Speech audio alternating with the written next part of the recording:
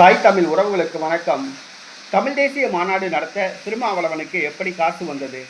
இன்றைய தினம் திருமாவளவன் தனது 64வது பிறந்தநாளை கொண்டாடுகின்றார். கள்ளக்குறிச்சி மாவட்டம் உளுந்தூர்பேட்டையில் தமிழ் தேசிய மாநாட்டை நடத்துகிறார்.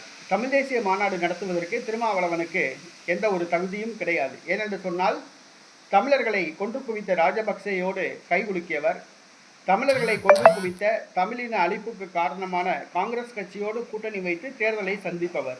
ஆக ராஜபக்சேயோடு கை குலுக்கியவருக்கும் சோனியா காந்தியோடு கூட்டணி வைத்தவர்களுக்கும் தமிழ் தேசிய மாநாடு நடத்த தகுதி கிடையாது.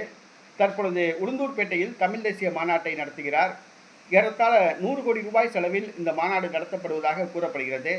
கலந்து கொள்கின்ற தொண்டர்களுக்கு டிஷர்ட் இலவசமாக வழங்கப்படுகிறது. அதாவது ஏறத்தாழ ஒரு 5 லட்சம் தொண்டர்கள் கலந்து கொண்டாலும் டிஷர்ட் 100 ரூபா என்று வைத்துக் கொண்டால் 5 கோடி ரூபா, டிஷர்ட் மட்டும் 5 கோடி ரூபா.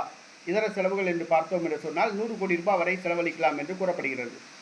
இந்த தமிழ் தேசிய எழுச்சி மாநாட்டுக்கு திருமாவளவன் 100 கோடி ரூபாய் செலவழிப்பதற்கு திருமாவளவனுக்கு பணம் எங்கிருந்து வந்தது?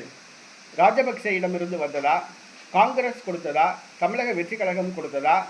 அல்லது தமிழக வெற்றி கழகத்தை சார்ந்த அமைச்சர், தமிழக வெற்றி கழக கூட்டணியில் இடம்பெற்றிருக்கிற விடுதலை சிறுத்தை கட்சி அமைச்சர் வன்னியரசு சமூக நீதித்துறையில் ஊழல் செய்து பொதுப்பணித்துறை ஒப்பந்ததாரர்களிடம் கமிஷன் வாங்கி இந்த 100 கோடி ரூபாயை கொடுத்தாரா? அல்லது திரள் நிதி வாங்கி கொடுத்தாரா என்பதை திருமாவளவன் நாட்டு மக்களுக்கு விளக்க வேண்டும்.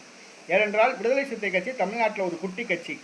100 கோடி ரூபாய் செலவு பண்ணி ஒரு மாநாடு நடத்த இந்த பணம் எப்படி விடுதலை சிறுத்தை கட்சிக்கு வந்தது என்பது திருமாவளவன் நாட்டு மக்களுக்கு விளக்க வேண்டும்.